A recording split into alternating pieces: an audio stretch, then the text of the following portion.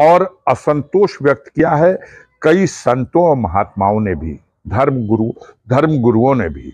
और मामला सर्वोच्च न्यायालय तक चला गया है और सर्वोच्च न्यायालय ने भी कुछ स्टेटस रिपोर्ट इसके लिए मांग ली है। तो ये तो चीजें अलग हैं, इस पर कोई बात कह सकते हैं। भारत के एक नागरिक की हैसियत से कोई भी नागरिक ये बात कह सकता है। लेकिन जहां तक कुंभ के आयोजन का सवाल है, इस पे सबकी टिप्पणी मुनासिब नहीं होती है। ये एक धर्म और एक आस्था का प्रश्न है और उसको अपने धार्मिक तौर तरीकों से जो हो रहा है वो ठीक है। अभी मुख्यमंत्री जी ने एक बयान दिया था 2 दिनों पहले कि देश मुस्लिम लीग की मानसिकता से नहीं, आस्था के अनुरूप चलेगा। देखिए, मुस्लिम लीग की भी मानसिकता से नहीं चलेगा। अब मुस्लिम लीग की मानसिकता को अगर स्वीकार किया गया होता तो देश का नक्शा तो 1947 में देश का विभाजन हुआ, उस मानसिकता से नहीं चलेगा।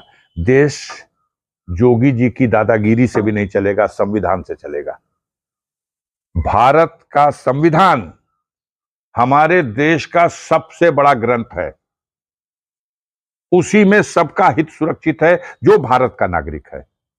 हमारी सबसे पवित्र वो पुस्तक है और उस पुस्तक में सबका अधिकार और सबका संरक्षण है। उसी रास्ते से चलेगा। मैं उस रास्ते को मानने वाला हूं और मैं चाहूंगा कि हर देशवासी को अपने संविधान पर गर्व करना चाहिए और उस संविधान के रास्ते से देश को चलाने की बात करनी चाहिए। न मुस्लिम लीग के रास्ते से चलेगा और न ये कट्टरपंथियों के बयान जो आ रहे हैं इनकी मानसिकता से चलेगा। देश में नए वायरस की एंट्री हो गई है। देश में नए वायरस की एंट्री हो गई, बताया जा रहा है चीन में इसका। हाँ, आज एलन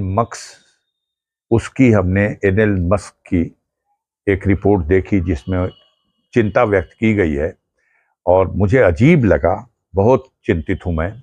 उन्होंने कहा है कि 2030 तक, 2025 है ही, 2030 तक भारत की जनसंख्या 100 करोड़ के आसपास रह जाएगी। मुझे चिंता हो रही है। आज हमारी जनसंख्या 140 करोड़ है, 140 करोड़ से भी ज्यादा है। चीन की जनसंख्या उसने कहा है कि 100 करोड़ से भी नीचे चली जाएगी। ऐसा क्यों?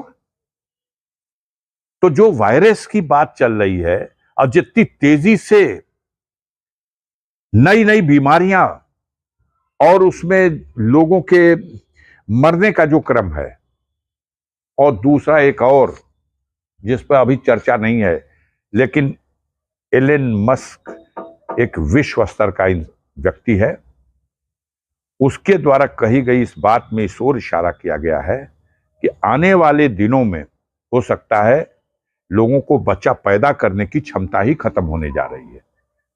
हम ये तो सोच सकते थे कि 140 करोड़ अगले 5 साल में वृद्धि के दर पर विश्व में जैसे हम टॉप हो गए हैं जनसंख्या में और बढ़ जाएंगे, लेकिन ये कहां हो सकता कि 100 करोड़ के आसपास हो जाएंगे। हम नीचे आ जाएंगे 40 करोड़ हमारी जनसंख्या। ये बहुत बड़े खतरे का संकेत है, इस ओर ध्यान देना चाहिए। हमारे देश के इन महारथियों को जो देश की जनता को बेवकूफ बना रहे हैं, आज हमें शर्म आ रही है आपको ये बताते हुए कि भारत के पासपोर्ट की वैल्यू दुनिया में 50वीं रैंक पे आ गई। 85वीं, 85, 85, 85 हमारी रैंक है भारत के पासपोर्ट की।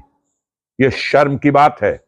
11 साल से मोदी जी सत्ता में हैं और 11 साल में 11 रैंक हम गिरे हैं।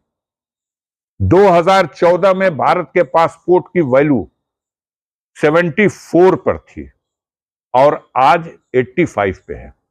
उसी तरीके से 2014 में हमारी मुद्रा की वैल्यू वो 64 पर थी।